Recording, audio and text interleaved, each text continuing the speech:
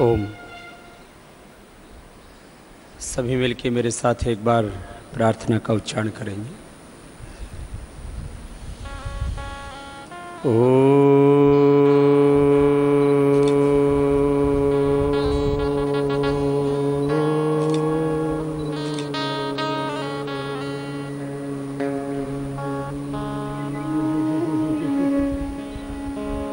ओम सहना भवतु सहनो भुनक्तु सह वीर्यं करवावहै तेजस्विनावधीतमस्तु मा विद्विषावहै। ओम शांति शांति शांति।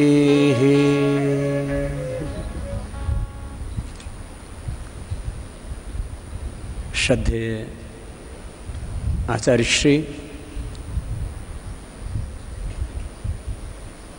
मंच पर आसीन हमारे सभी आगंतुक अतिथिगण और इस पूरे आंदोलन का संगठन में नेतृत्व करने वाले हमारे सभी राज्य प्रभारीगण और देश के 600 जिलों से और 5000 से अधिक तहसीलों से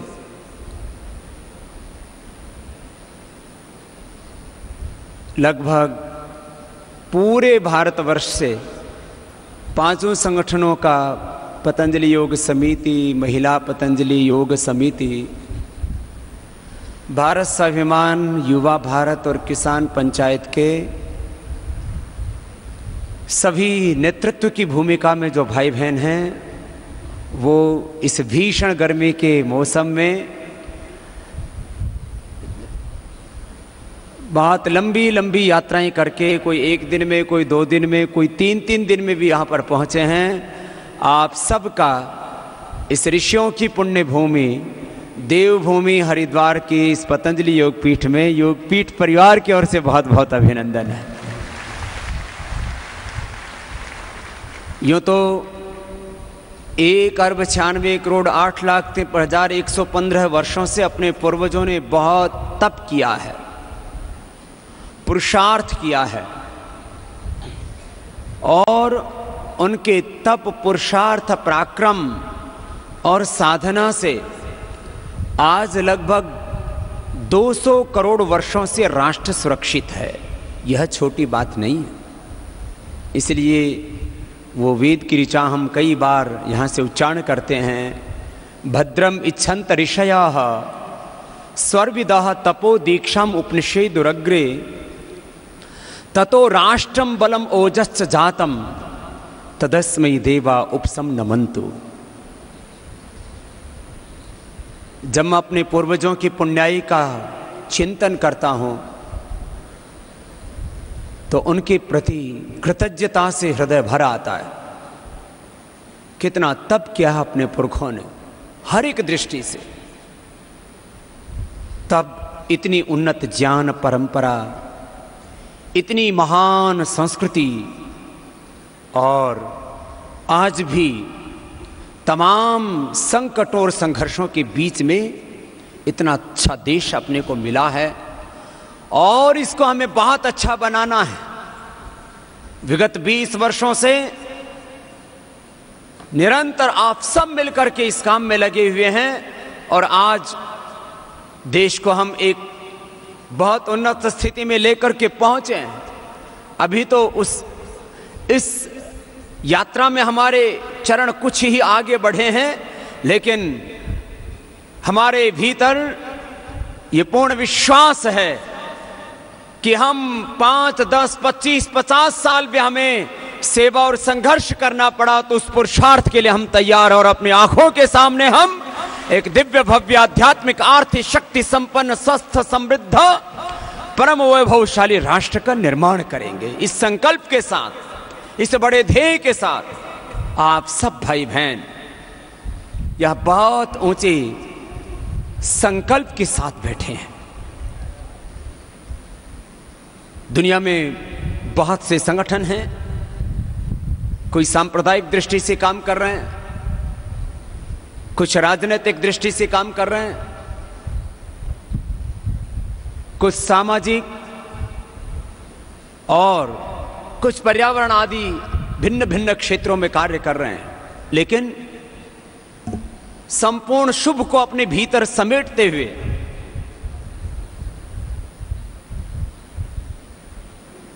इस संपूर्ण अस्तित्व में शुभ का आधान करने के लिए, दिव्यता का आधान करने के लिए सामाजिक, आध्यात्मिक, आर्थिक, राजनीतिक, प्रशासनिक दृष्टि से सब कुछ यहां पर न्यायपूर्ण हो, चारों ओर शुभ का आधान हो, इस संकल्प के साथ इस अभियान अनुष्ठान में आप सब भाई बहन जुड़े हैं। और इन विगत 2 दशकों में हमने बहुत कुछ किया भी है और बहुत कुछ सहा भी है। जब देश में एक सकारात्मक परिवर्तन के लिए पहल की गई पतंजलि योगपीठ परिवार की ओर से, सभी अपने सात्विक इन संगठनों की ओर से, तब लोग पहले तो उपेक्षा करते थे। सभी के साथ ऐसा हुआ है, पहले उपेक्षा करने लगे, लेकिन जब शक्ति बहुत सबल दिखी तो विरोध करने लगे। और उपेक्षा के बीच में, विरोधों के बीच में, संघर्षों के बीच में आज हम इस स्थिति में यहां पर पहुंचे हैं कि जब पिछले वर्ष 26 अप्रैल को इसी पतंजलि योगपीठ में, इसी मंच से, जब आदरणीय मोदी जी के नेतृत्व में राष्ट्र में सत्ता और व्यवस्था परिवर्तन के लिए एक हुंकार उठी थी, तब बहुत से लोगों के मन में आशंकाएं थी, लेकिन आज सारी आशंकाएं निर्मूल हो चुकी हैं और सत्ता और व्यवस्था परिवर्तन का एक चरण का काम पूरा हो चुका है। और इस संकल्प पूर्ति के इस शुभ समय में, इस संकल्प पूर्ति के इस भागवत समय में, सब विकट संकटों के बीच में आप सब ने भी लगातार जो संघर्ष किया, तो मैं आप सबको भी उसके लिए बहुत बहुत बधाई, शुभकामनाएं देता हूं। मैंने अक्सर लोगों के मुंह से एक शिकायत सुनी, एक उल्हाना सुना है, एक निराशा और एक कुंठा को मैंने उभरते हुए देखा है कि स्वामी जी आप कितना ही कुछ कर लो, जमाना साथ नहीं देता, वक्त पर लोग पीछे हट जाते हैं। मैंने दिल्ली में भी 18 तारीख को संकल्प पूर्ति महोत्सव में इस बात को कहा था कि मेरे सामाजिक जीवन के 20 वर्ष से अधिक समय के इस कालखंड में मैंने देखा है कि आज तक मैं यदि 20 वर्ष से ज़्यादा के समय का मूल्यांकन करूं तो, क्योंकि पहले मेरे 7-7 दिन के शिविर हुआ करते थे और इन पिछले करीब 5 वर्षों में तो 1 दिन के 2 दिन के ही कार्यक्रम होते रहे, तो विगत 5 वर्षों में 10,950 सभाएं और शिविर, और यदि मैं पिछले 20 वर्षों का कहूं तो 20,000 से ज़्यादा सभाएं और शिविर मैंने किए, जिसमें करीब 15 से 20 करोड़ लोगों की भागीदारी रही। मैंने एक दिन भी ऐसा नहीं देखा जब लोगों ने मेरा साथ ना दिया हो, एक दिन भी। ये बहुत बड़ी बात होती है। लोग कुंठाओं से भरे रहते, निराशा से भरे रहते हैं, बड़ा सोच ही नहीं पाते, और फिर निरंतर पुरुषार्थ के द्वारा उसको परिणाम तक पहुंचाना, यह सरल कार्य तो नहीं है, लेकिन असंभव भी नहीं है। आज 600 जिलों में, 5000 से ज्यादा तहसीलों में, लाखों गांवों में, लाखों कर्मठ और सात्विक कार्यकर्ता और करोड़ों समर्थक जो इस अभियान के साथ बहुत निष्ठा के साथ जुड़े हैं, उन सबको जब मैं देखता हूं तब मैं ये अनुभव करता हूं कि माना कि बड़े कार्य करने के लिए चुनौतियां बहुत होती हैं, लेकिन यदि हम दृढ़ संकल्प और पूर्ण पुरुषार्थ के साथ अपने ध्येय में लगे रहें तो बाधाएं चाहे कितनी ही आए, एक दिन हम उस कार्य में निश्चित रूप से सफल होते हैं, इसमें रत्ती भर भी मुझे संदेह नहीं। और आप सब भाई बहन उसके मात्र दृष्टा ही नहीं हैं, उसके स्वयं सृष्टा हैं। और अब एक बहुत बड़े ध्येय के साथ और आगे बढ़ना है। अभी जो परिवर्तन हुआ है यह एक चरण का परिवर्तन है। यदि राजनीतिक दृष्टि से भी देखें तो विधायिका, कार्यपालिका, न्यायपालिका, इस देश को बौद्धिक दृष्टि से नेतृत्व देने वाले लोग और फिर पूरा समाज, ये 5 चरण हैं परिवर्तन के। और विधायिका में भी अभी यह पूर्ण परिवर्तन नहीं है। केंद्रीय सत्ता पर एक पूर्ण बहुमत की सरकार जरूर बनी है और वह भी आज़ादी के इन 67 वर्षों का सबसे बड़ा एक चमत्कार था, जब एक परिवार, एक खानदान और एक पार्टी के निरंकुश शासन से देश को बहुत बड़ी मुक्ति मिली है और सही दिशा में परिवर्तन आगे बढ़ रहा है। इनके पास में कितनी अकूत दौलत है उसका तो कोई अंदाजा भी नहीं लगा सकता, क्योंकि वो अनअकाउंटेड है, इसलिए उसको शब्दों में बांधना संभव नहीं है। लेकिन इतिहास में पढ़ना एक अलग बात होती है और उस इतिहास का स्वयं हिस्सा बनना एक अलग अनुभूति होती है। आप लोग इतिहास पढ़ने वालों में कम, इतिहास गढ़ने वालों में आपके नाम लिखे जा रहे हैं, यह आपके लिए भी बहुत बड़े गौरव की बात है। मैं कह रहा था विधायिका में, केंद्रीय सत्ता में एक बड़ा परिवर्तन हुआ है, अभी नीचे तक बहुत बड़ा परिवर्तन होना शेष है। कार्यपालिका में, उसके कार्य पद्धति में एक बहुत बड़े सकारात्मक परिवर्तन की और अभी आवश्यकता है। न्यायपालिका और इस समाज का तथाकथित प्रबुद्ध वर्ग और फिर व्यक्ति से लेकर के ये समष्टिगत रूप में पूरा समाज, अब इसमें शुभ का आधान करना, दिव्य व्यक्तित्व और दिव्य नेतृत्व सभी दिशाओं से तैयार हो, ये बहुत बड़ा कार्य अविशेष है। और अपने संपूर्ण सामर्थ्य से हमें इसको पूर्ण करना है। हमारे भीतर एक एक व्यक्ति में परमात्मा ने अपरिमित ज्ञान, शक्ति और सामर्थ्य दिया है, जिस बात को मैं बार बार कहता हूं। और योग से अपने उस भीतर की शक्ति को पूरी तरह से जागृत करके, स्वयं पूरी तरह से जागृत होकर के, प्रकाशित होकर के, समर्थ बन करके पुरुषार्थ के द्वारा हमें इस पूरी सृष्टि में दिव्यता का, शुभ का आधान करने के लिए आगे बढ़ना है। इंद्रम वर्धन्तो अप्त्रः कर्वन्तो विश्वमारिम अपघ्नन्तो अरावणा। और मैं यदि 4 संकल्पों में 4 सूत्रीय कार्यक्रम के अंतर्गत इस बात को कहूं तो संगठन का पूरी प्रामाणिकता के साथ जो संगठन बना हुआ है और उसको और अधिक सुदृढ़ बनाना और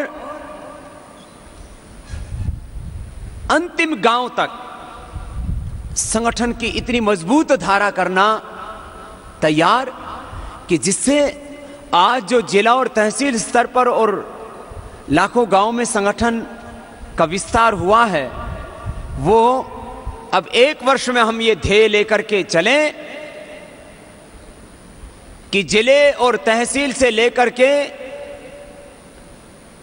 शहरों में प्रखंड और मोहल्ला तक और एक एक गांव और ढाणी तक, चाहे वो अगड़ा क्षेत्र हो या पिछड़ा क्षेत्र हो, वनवासी आदिवासी क्षेत्र हो, 1 वर्ष में हमें अंतिम गांव तक बहुत मजबूत संगठन की श्रृंखला तैयार करनी है। यह हमारा ध्येय होना चाहिए संगठन की दृष्टि से। और ऐसे निष्काम निर्लोभ भाव चेतना की भाई बहन जो अपने पारिवारिक दायित्वों के साथ इस राष्ट्रीय दायित्व को, इस ईश्वरीय दायित्व को बहुत निष्ठापूर्वक निर्वहन करने के लिए प्रतिबद्ध हैं, संकल्पित हैं, ऐसे भाई बहनों की एक और बहुत बड़ी मजबूत श्रृंखला तैयार करना और तात्कालिक, मध्यकालिक और एक दीर्घकालिक जो योजना है हमारी, आने वाले 5, 10, 25, 50 साल तक जो कार्य करना है। और 2047 में जब देश अपने आजादी की शताब्दी मना रहा होगा, तो उस समय हम पूरे गौरव से कह सकें कि भारत पूरे विश्व का सिरमौर बन चुका है, हर दृष्टि से, चाहे आध्यात्मिक दृष्टि से बात हो, आर्थिक दृष्टि से बात हो, चाहे ज्ञान का क्षेत्र हो, चाहे कृषि का क्षेत्र हो, चाहे सैन्य शक्ति की बात हो, चाहे वो इंडस्ट्री की बात हो, मैन्युफैक्चरिंग की बात हो, योग और आध्यात्म का क्षेत्र हो। कोई भी देश जब महाशक्ति बनता है तो सभी दिशाओं से उसे समुन्नत बनाना पड़ता है। और याद रखना, राजनीतिक नेतृत्व किसी भी देश को कुछ दिशाओं से उन्नत बना सकता है, अच्छी नीतियों के द्वारा, अच्छी नीयत और अच्छे नेतृत्व के द्वारा। आदरणीय मोदी जी के नेतृत्व में यह देश आर्थिक महाशक्ति बन सकता है और हमें पूरा विश्वास है बनेगा। हम तो इसी संकल्प के साथ लगे हुए हैं। आर्थिक दृष्टि से, सैन्य ताकत की दृष्टि से, राजनीतिक दृष्टि से, कृषि की दृष्टि से, इंडस्ट्री की दृष्टि से, साइंस और टेक्नोलॉजी की दृष्टि से हम इस देश को economic power, political power, military power, money power, किसी भी दृष्टि से हम बोले तो वहां एक राजनीतिक नेतृत्व की उसमें भूमिका होती है। लेकिन पूरे विश्व में शिक्षा के क्षेत्र में, चिकित्सा के क्षेत्र में, योग और अध्यात्म के क्षेत्र में, और फिर से पूरी दुनिया भारतीय ऋषियों की ज्ञान परंपरा में शिक्षित और दीक्षित हो, इस दिशा में भारत को विश्व की महाशक्ति बनाने के लिए किसी और को नहीं, हम और आपको काम करना और इस दिशा में भारत को विश्व की महाशक्ति बनाना है। हमने अभी 4 क्षेत्र तय किए हैं जिसमें हमें वैश्विक स्तर पर काम करना है। गो आधारित कृषि व्यवस्था, गो और पशुधन आधारित कुदरती विषमुक्त कृषि की व्यवस्था, दूसरा योग, तीसरा आयुर्वेद और चौथा वैदिक ज्ञान। इन चारों क्षेत्रों में योग, आयुर्वेद, गो एवं पशुधन आधारित विषमुक्त कुदरती कृषि की व्यवस्था और चौथा वैदिक ज्ञान परंपरा। इन 4 क्षेत्रों में वैज्ञानिक अनुसंधान करते हुए आधुनिक युग की भाषा में पूरे विश्व में भारत को गौरव दिलाना है। और पूरे विश्व को सही दिशा में लेकर के आना है। ये 4 हमारे व्यापक क्षेत्र हैं जो भी मनोजीवन में, और इस दिशा में जब पतंजलि योग पीठ की ओर से कोई कार्य प्रारंभ होता है तो चाहे वो देश में सत्ता और व्यवस्था परिवर्तन का अभियान था या यहां पर ये पूरा सृजन और सेवा का काम, जब पतंजलि योग पीठ का प्रथम चरण का उद्घाटन हुआ तो वह 2 वर्ष में बनकर के तैयार हुआ, और द्वितीय चरण भी पतंजलि योग पीठ का 2 ही वर्ष में बनकर के तैयार हुआ, और जिस हॉल में आप बैठे हुए हैं ये तो 2 ही महीने में बनकर के तैयार हो गया था। और योग ग्राम भी श्रद्धेय आचार्य श्री ने लगभग 70 दिन में तैयार कर दिया था, और दुनिया का आयुर्वेद पर आधारित सबसे बड़ा और एशिया का तो हर दृष्टि से सबसे बड़ा फूड पार्क वो भी श्रद्धेय आचार्य श्री ने 2 ही वर्ष में तैयार कर दिया था। तो अब योग, आयुर्वेद, गो एवं पशुधन आधारित कृषि और वैदिक ज्ञान परंपरा, इसमें भी 2 वर्षों में पतंजलि योग पीठ की ओर से ऐतिहासिक काम होने वाला है। वैज्ञानिक अनुसंधान और शोध की दृष्टि से बहुत बड़ा काम करना है। उस दिशा में विश्व भेषज संहिता के निर्माण से लेकर के, उसके लेखन से लेकर के उसके प्रकाशन की दिशा में विश्व भेषज संहिता, विश्व भेषज उद्यान, विश्व भेषज वेब पोर्टल, जो भी श्रद्धेय आचार्य श्री उसके बारे में और पूरी बात करेंगे। और इस दिशा में बहुत सा कार्य हो चुका है। जहां तक तकनीकी का प्रश्न है, यह पहला सामाजिक और आध्यात्मिक संगठन है अपने 3-4 अकाउंट्स हैं, जिसमें एक मेरे नाम से चलता है, एक श्रद्धेय आचार्य श्री के नाम से चलाया जा रहा है, और 1-2 और अकाउंट्स हैं। कुल मिलाकर के लगभग 50 लाख लोग सोशल मीडिया के माध्यम से, फेसबुक और ट्विटर आदि के माध्यम से इस अनुष्ठान से जुड़े हैं। यह भी शायद अपने आप में दुनिया का सबसे बड़ा एक आश्चर्य है कि किसी फकीर के पीछे इस तरह से सोशल मीडिया में, जिसको ये कहा जाता है, इसमें तो जो युवा यंगस्टर्स हैं उनके तो आइडियल्स कुछ और ही होते हैं, लेकिन आज इस देश के सात्विक युवा बहुत प्रामाणिकता के साथ इस काम में जुटे हैं, और 1 साल में 1 करोड़ से ज्यादा लोगों को हमें सोशल मीडिया से जोड़ना है। यह भी संकल्प आपको लेकर के जाना है। यह कोई छोटी घटना नहीं है। और मैंने 2 कार्य आपके बीच में अभी रखे, संगठन का विस्तार अंतिम गांव तक पूरी मजबूती के साथ, प्रामाणिकता के साथ, और उसमें यह सोशल मीडिया वाला भी मैंने जोड़ा कि आज हम 50 लाख पर लगभग हैं, तो आपको अभी 1 करोड़ तक इसको पहुंचा देना है। और मैं अपने सोशल मीडिया के भाई भी जो रात दिन पर्दे के पीछे रह करके मान सम्मान प्रतिष्ठा इनसे दूर रह करके जो कार्य कर रहे थे, एक बार हमारे सोशल मीडिया के भी सभी भाइयों का सबके ओर से बहुत बहुत अभिनंदन है।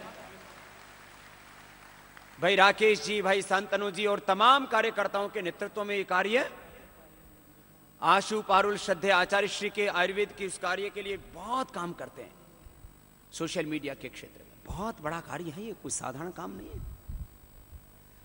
मैंने हिंदुस्तान के जो एक्टर्स हैं और कुछ साधु संत फकीर हैं, मैंने पूछा भाई कितने किसके साथ जुड़े हैं। आदरणीय मोदी जी, क्योंकि एक बहुत बड़े राजनीतिक पटल पर और क्योंकि पूरे विश्व में राजनीतिक दृष्टि से एक अलग प्रकार का वातावरण बनता है, तो वो इस दिशा में काफ़ी आगे बढ़े हुए हैं। बाकी मुझे लगता है 1 साल के भीतर भीतर मोदी जी को छोड़ के भारत स्वाभिमान से आगे सोशल मीडिया में भी कोई नहीं होगा। और मोदी जी हैं तो वो भी तो अपने ही हैं, तो उसमें कोई प्रश्न ही नहीं है। लेकिन एक गैर राजनीतिक क्षेत्र में इतनी बड़ी भूमिका, इतना बड़ा प्लेटफॉर्म वो आप लोगों का है।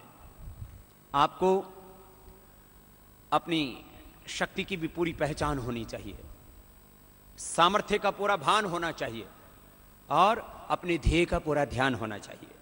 2 संदर्भों में मैंने आपसे अभी बात की, इसके ऊपर फिर विस्तृत चर्चा हम करेंगे कि योग के क्षेत्र में, आयुर्वेद के क्षेत्र में गो आधारित कुदरती खेती के क्षेत्र में और वैदिक ज्ञान परंपरा के क्षेत्र में बहुत कार्य कर चुके हैं। ऐसा नहीं कि हम कोई नया अभियान शुरू करेंगे। इसमें वैज्ञानिक दृष्टि से अध्ययन, अध्यापन, शोध, अनुसंधान का बहुत बड़ा काम करना है। और मुझे यह कहते हुए प्रसन्नता है कि देश के एक शीर्ष वैज्ञानिक, जिन्होंने अमेरिका के ने जब ये मना कर दिया था कि हम सुपर कंप्यूटर हिंदुस्तान को नहीं देंगे क्योंकि वो इससे मौसम का ही नहीं पता लगाएगा, वह इससे अपने देश के पर्यावरण से लेकर के और अपने देश के प्रगति में ही इससे सहयोग नहीं लेगा, वो इससे परमाणु बम भी बना सकता है, इसलिए इनको नहीं देंगे हम। जब अमेरिका ने मना कर दिया था सुपर कंप्यूटर देने से, तो देश के वो गौरवशाली हमारे महान वैज्ञानिक आदरणीय डॉक्टर विजय भटकर जी, वो पतंजलि योगपीठ के इस वैज्ञानिक शोध के काम में पूरे समर्पण के साथ में लग चुके हैं। वो पिछले दिनों यहां पर आए भी थे और वह इस बात के लिए पूरी तरह से संकल्पित हैं कि इन चारों क्षेत्रों में ज्ञान के साथ विज्ञान का संगम कराना, इसके लिए जो भी मुझे दायित्व मिलेगा मैं खुद उसको पूरे प्रामाणिकता के साथ निभाऊंगा और सैकड़ों देश और दुनिया के वैज्ञानिकों को इस काम के साथ जोड़ेंगे और भारत को एक बहुत ऊंचाई पर लेकर के जाएंगे। इस संदर्भ में आगे भी बहुत कार्य करना है। मैंने कई बार इस बात को कहा है कि चिकित्सा के क्षेत्र में कोई एक बीमारी का उपचार कर देना तो उसको नोबेल पुरस्कार दिया जाता है। हम 100 से ज्यादा बड़ी बीमारियों का उपचार कर चुके हैं, बस उसके ऊपर clinical control trial, scientific data collection का काम थोड़ा सा बाकी है। जिस दिन ये काम हो जाएगा तो पतंजलि योगपीठ को कम से कम 100 नोबेल पुरस्कार देने पड़ेंगे। इतना बड़ा कार्य इस संस्थान की ओर से आगे होने वाला है। ये आप सबके लिए एक बहुत ही गौरव की बात है। और नोबेल पुरस्कार के लिए हमको कोई काम करना नहीं है, हमें तो अपना काम करना है। मैं तो कहता हूं ये भी एक बड़ी विडंबना है कि नोबेल पुरस्कार भी वही देंगे, हर एक चीज को वो प्रमाणित करते हैं। मैंने पहले कई बार कहा इस बात को, चाहे वो शिक्षा का क्षेत्र हो, चाहे चिकित्सा का क्षेत्र हो, हर दृष्टि से पूरा विश्व का जो है तानाशाही तरीके से नेतृत्व करने के लिए एक ही देश जो है वो इसमें खड़ा हुआ है। 2 कार्य और कह करके मैं अपनी बात को, प्रस्तावना को पूरा करता हूं। एक, योग को पाठ्यक्रम में सम्मिलित कर पाना। आदरणीय मोदी जी से संदर्भ में हमने चुनाव से पूर्व भी बात की है और अभी भी निरंतर हमारा संवाद चल रहा है। बहुत जल्दी ही हम मिलने वाले हैं। एक दिन मिलना था लेकिन वो मौसम की प्रतिकूलता के कारण से थोड़ा उसमें असुविधा हो गई थी। हम बहुत जल्दी आदरणीय मोदी जी से इस संदर्भ में फिर पूरी लंबी वार्ता करेंगे और हम कक्षा 1 से 12वीं तक चाहेंगे कि योग हमारे पाठ्यक्रम का हिस्सा बने, जिससे कि ज्ञान दीक्षा और योग दीक्षा, शिक्षा और संस्कारों का के संगम के द्वारा एक दिव्य मानव का निर्माण हो सके। बिना सदाचार बढ़े देश से भ्रष्टाचार नहीं मिट सकता और योग और अध्यात्म और भारतीय ज्ञान परंपरा में दीक्षित होने वाला देश का कोई भी बच्चा भ्रष्टाचारी नहीं हो सकता। यह हम पूरी प्रामाणिकता के साथ में कह सकते हैं। आज हम इस भ्रष्टाचार के खिलाफ लड़ रहे हैं तो उसी ऋषियों की ज्ञान परंपरा में शिक्षित दीक्षित होने का ही परिणाम है। और अंतिम बात, इस देश की शिक्षा व्यवस्था में बहुत बड़ा षड्यंत्र करके और पहले तो उसको ध्वस्त किया गया और बाद में उसमें भारत और भारतीयता के जो संस्कार थे उनको खत्म कर दिया गया। तो मैकाले की शिक्षा पद्धति का जो भारतीय विकल्प होना चाहिए, माने भारतीय मूल धारा की जो परंपरा थी वो वैदिक ज्ञान परंपरा, उसको प्रतिष्ठापित करने के लिए एक केंद्रीय स्तर पर वैदिक शिक्षा बोर्ड का गठन और उसके तले आचार्य कुलम और देश के जितने भी संस्कृत विद्यालय और गुरुकुल जो है अपनी सनातन ज्ञान परंपरा को, वैदिक ज्ञान परंपरा को आगे बढ़ाने में लगे हुए हैं। तो एक वैदिक शिक्षा बोर्ड का गठन और फिर हर एक जिले में कम से कम बेटियों के लिए एक और बच्चों के लिए एक आचार्य कुलम का निर्माण और इस देश की शिक्षा में शुभ का आधान, ये बहुत बड़ा अभियान होगा और बहुत बड़ा कार्य इस तरह से आगे करना है। जहां तक काला धन, भ्रष्टाचार और व्यवस्था परिवर्तन का प्रश्न है, आदरणीय मोदी जी और बीजेपी के शीर्ष नेतृत्व ने उस बारे में प्रतिबद्धता अपनी दिखाई है। मुझे पूरा विश्वास है आदरणीय मोदी जी के नेतृत्व में देश में काला धन भी आएगा और भारत भ्रष्टाचार मुक्त बनेगा और यह अन्यायपूर्ण भ्रष्ट व्यवस्था भी बदलेगी और देश एक बहुत बड़े सकारात्मक परिवर्तन की दिशा में आगे बढ़ेगा। तो मैंने यह एक कार्य तो राजनीतिक दृष्टि से जो आदरणीय मोदी जी के नेतृत्व में संपन्न होना है उसके संदर्भ में बात कही, और 4 बड़े कार्य जिसे हमें स्वयं निष्पादित करना है, इन संदर्भों में आपके सामने एक पूरा विजन रखा। श्रद्धेय आचार्य श्री बचपन से घर से निकल पड़े थे और फिर बनारस की उस गली में मैं भी एक बार गया, मुझे एक बार ये पढ़ते समय लेकर चले गए और वहाँ मैं तो 1-2 दिन से ज़्यादा टिक नहीं पाया, क्योंकि राम जानकी मंदिर वो स्थान का नाम था और वहाँ उसके सामने से जो है वो मुर्दा घाट की तरफ लोग जाते रहते थे। लोग सोचते थे यहाँ से मोक्ष होगा, मणिकर्णिका घाट की तरफ, और वहाँ से श्रद्धेय आचार्य श्री ने तप करते करते फिर ये हमारा मिलन श्रद्धेय आचार्य श्री का गुरुकुल खानपुर में हुआ और उसके बाद आज करीब 27 वर्ष हो गए हैं। करीब थोड़े दिनों में 3 दशक पूरे हो जाएंगे। श्रद्धेय आचार्य श्री ने इतना बड़ा तप किया है और जो भी आज सृजन देखते हो आप, उस सृजन के सृष्टा श्रद्धेय आचार्य श्री को, जिनके भीतर अपरिमित सामर्थ्य है और घनघोर पुरुषार्थ करते हैं, एक बार आप सबके ओर से श्रद्धेय आचार्य श्री का बहुत बहुत अभिनंदन। और आप सब को वो मार्गदर्शन करें किस तरह से इस कार्य को और बहुत दूर तक लेकर के जाना है। भारत माता की वंदे वंदे।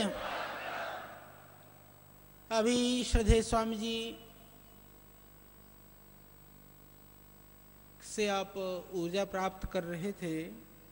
आज एक और सूचना आपके लिए मैं दे दूं। पहले आज आस्था चैनल को प्रारंभ हुए 14 वर्ष पूरे हुए हैं, क्योंकि आस्था चैनल हमारी आस्था के साथ हमारी शक्ति भी है, हमारी ऊर्जा भी है और देश के लिए संस्कृति और श्रद्धेय स्वामी जी से जुड़ने के लिए एक सशक्त माध्यम है।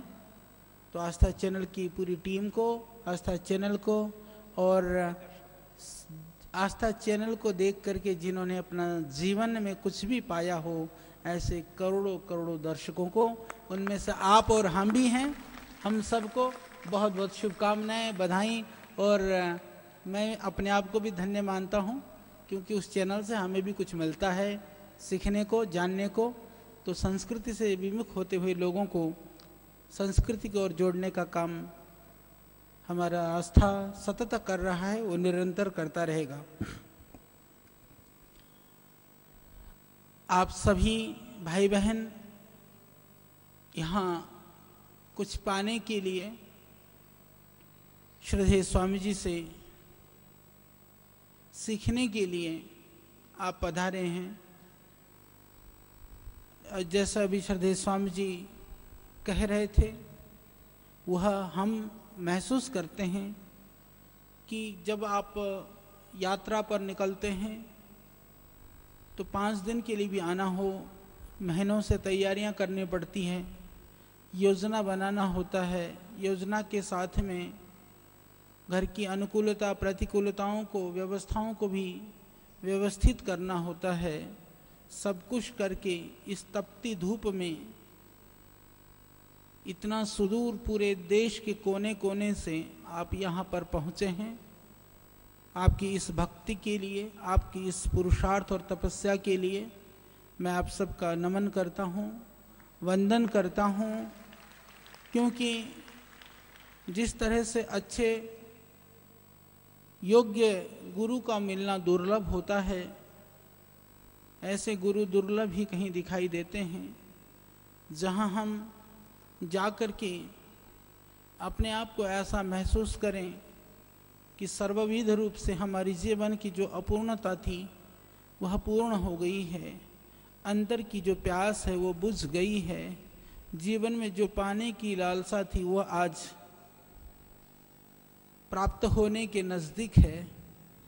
यह बहुत दुर्लभ और कठिन काम होता है, पर परमात्मा ने ऐसा व्यक्तित्व तो हमारे बीच में दिया है, तो निश्चित रूप से मैं ऐसा मानता हूँ कि श्रद्धेय स्वामी जी का भी इस रूप में वह सौभाग्यशाली हैं कि देश के लाखों लाखों भाई बहन उनकी एक आवाज़ पर अपने आप को आहूत करने के लिए सततः तत्पर रहते हैं, हर पल तैयार हैं। वहाँ पर न प्रत्यक्ष संवाद है, जो ऊपर बैठे हैं उनके साथ तो प्रत्यक्ष बहुत संवाद होता है, पर जो नीचे बैठे हुए हैं वहाँ प्रत्यक्ष संवाद इतना नहीं होता है। वहाँ पर तो संवेदना की ऐसी डोर बंधी है कि वह डोर इतनी मजबूत है, वो दूर रह करके भी सबसे नज़दीक हैं। श्रद्धेय स्वामी जी का आदेश था कुछ हम आपसे बात करें, क्योंकि मुझे बात बनानी नहीं आती है, और उसका यह कष्ट रहता है कि लोग कहते हैं कि आचार्य जी ढंग से बात नहीं करते हैं, क्योंकि बात बनानी नहीं आती है तो बात कैसे कर सकता हूँ। पर जो मुझे करना आता है आप सबको पता है, काम के लिए यदि आप कह देंगे तो जो भी है मैं प्रयास करूँगा कि मैं करके दिखाऊं। तो कार्य में विश्वास होने से, इसीलिए क्योंकि आप भी चिंतित मत होना, यदि बात नहीं बनाने आती है तो कोई बात नहीं।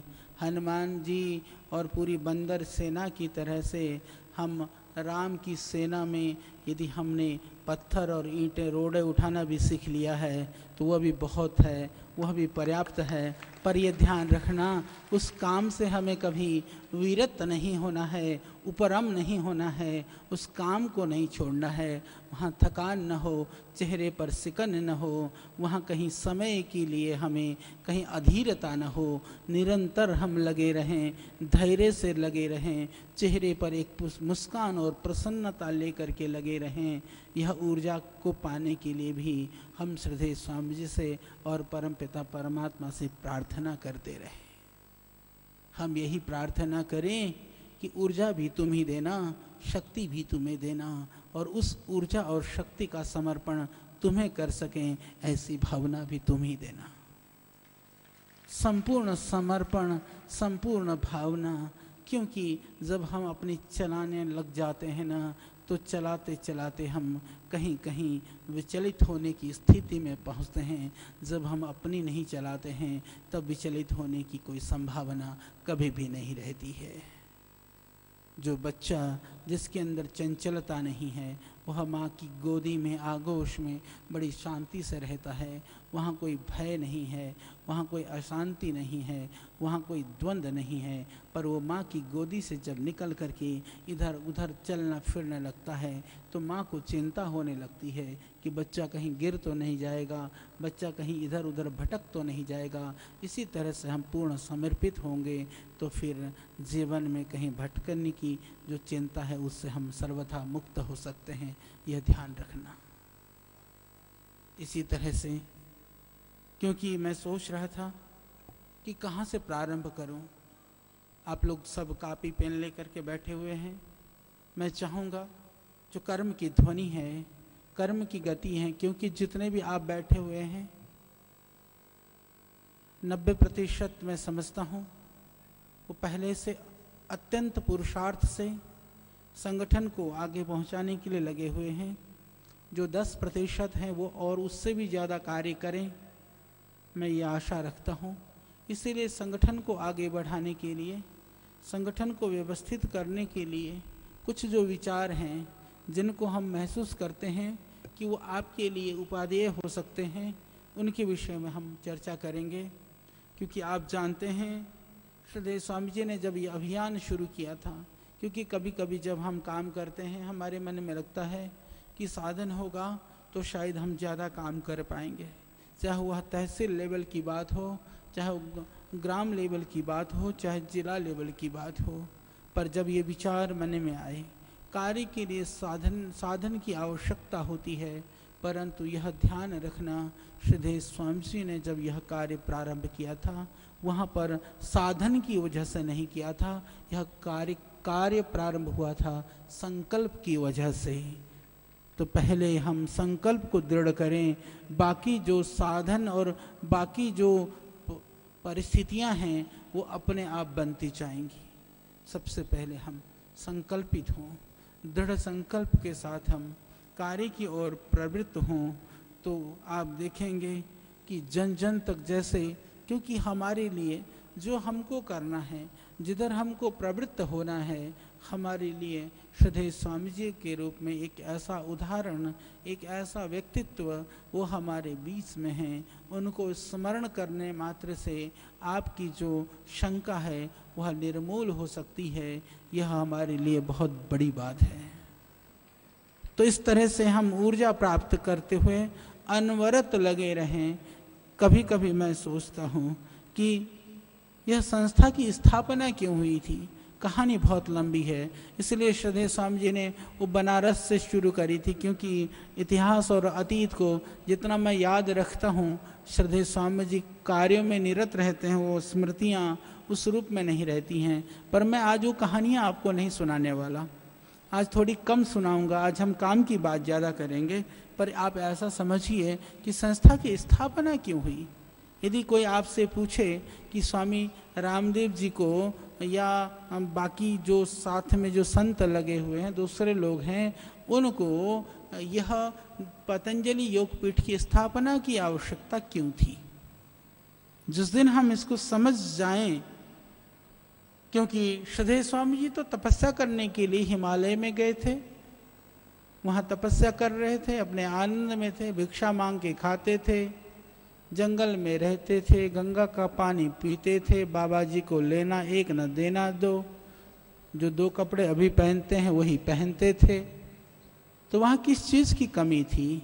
यदि आप कहें कि वहाँ पर साधनों की कमी थी, तो अभी भी साधन का प्रयोग तो ये करते नहीं हैं, दुनिया की चीज़ों का प्रयोग तो ये करते नहीं हैं। यदि ये कहें कि भीड़ भड़का चेले चेलियों की कमी थी, तो मैं कहूँ कि ये बताइए स्वामी जी अपने लाभ के लिए आपका क्या लाभ लेते हैं। किसी से कोई लाभ लिया है आज तक? तो वो भी नहीं जरूरत। तो इसकी अतिरिक्त स्वामी जी को क्या आवश्यकता थी। तो आपको लगेगा कि देश की जो लोगों की जो दारिद्रता है, बीमारी है, जो अभाव है, संस्कृति से विमुखता है, इनको देख करके कि जिससे उनका हृदय द्रवित हो उठा, दिल रो उठा, हिमालय की कंदराओं को छोड़ करके वो आपके और हमारे बीच में आ बैठे। यहीं से शुरू होती है संस्था की स्थापना का प्रारंभ। हम इस मूल को कभी ना भूलें। संस्था का उद्देश्य एक लाइन में यही है कि जिसने सब कुछ पाया हुआ प्राप्ति को खो करके, यानी हम इस संस्था से जुड़े हैं पाने के लिए नहीं, अपितु जो कुछ है उसको खोकर के भी इस देश को बचाने के लिए, इस संस्कृति को बचाने के लिए। और इसका ही यह मूर्त रूप है कि आज लाखों कार्यकर्ता, राजनीतिक पार्टी के छोटे छोटे लोग भी वह किसी पद की अभिलाषा में, किसी पदार्थ की चाहना में जुड़ते हैं, परंतु इतने निस्वार्थ भाव से लाखों लाखों की संख्या में कार्यकर्ता यदि जुड़ा हुआ है, यदि आप जुड़े हैं, तो मुझे लगता है कहीं न कहीं श्रद्धेय स्वामी जी का वह स्वामी जी की दृष्टि, वह सोच का यह मूर्त रूप है जिससे आप सब लगे हुए हैं। इसलिए आप बधाई के पात्र हैं। इसको कभी खोना मत, कभी खोने मत देना अपने अंदर से। यह आपके लिए कैटलग उसका काम करेगी, यह आपके लिए संजीवनी का काम करेगी। यह चीज़ आपको कभी भी मार्ग से भटकने नहीं देगी। जिसका दिल दर्द से कहरा उठता है, उसका नाम यदि स्वामी रामदेव है तो हम उनके अनुगामी हैं। तो हमारा दिल यदि नहीं पसीजे, ये कैसे हो सकता है, यह हमको समझना है। इसीलिए यह इस संस्था का जो स्वरूप है, इसका ही यह मूर्त रूप है।